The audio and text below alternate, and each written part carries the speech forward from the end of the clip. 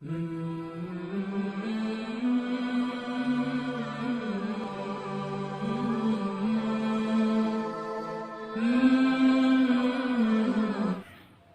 علیکم ورحمۃ اللہ وبرکاتہ۔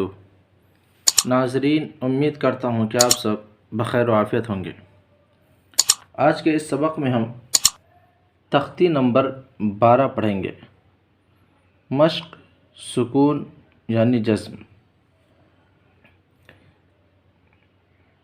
جس حرف پر جزم ہو اس کو پیچھے والے حرف سے ملا کر پڑھتے ہیں۔ جزم والے حرف کو ساکن کہتے ہیں۔ حمزہ ساکنہ کے پڑھنے میں جھٹکا ہوتا ہے۔ تختی نمبر 12 میں سکون یعنی جزم کا بیان ہے۔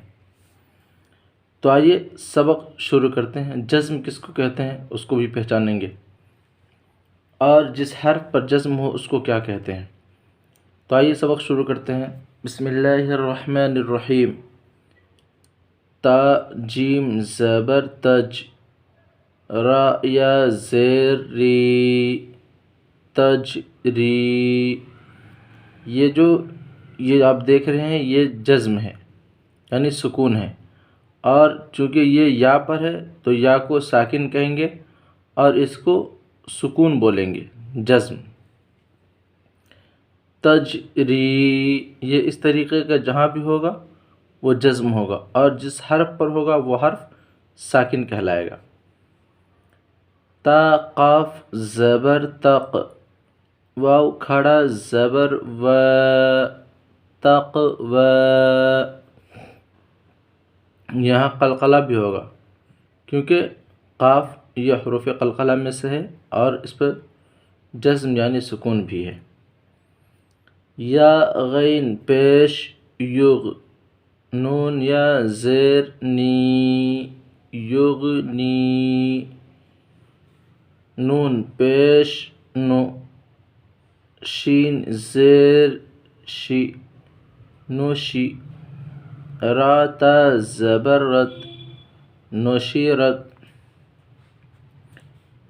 را پیش رو، فا زیر فی، روفی۔ عین تا زبر ات، رفیعت۔ یا نون زبر یوں، قاف زبر ق، ینق۔ لام زیر لی، ینقلی۔ با پیش بو، ینقلب۔ لام یا زبر لی، سین زبر س، لیس۔ یہ دیکھ رہے ہیں یہ جزم ہے، اور جس حرف پر جزم ہو اس کو پیچھے والے حرف سے ملا کر کے پڑھتے ہیں، جیسے کہ اس کے اندر لکھا ہوا ہے کہ جس حرف پر جزم ہو اس کو پیچھے والے حرف سے ملا کر پڑھتے ہیں۔ تو اس کو پیچھے والے حرف سے بھی ملا کر کے پڑھ رہے ہیں۔ لام یا زبر لی، اس طریقے سے پڑھیں گے۔ ہا پیش ہو، شین زیر شی، خوشی۔ را تا زبر رت، خوشیرت۔ اب ملا کر کے پڑھتے ہیں۔ تجری، تقوی، یغنی، نشرت، رفعت، ینقلب، لیس، حشرت۔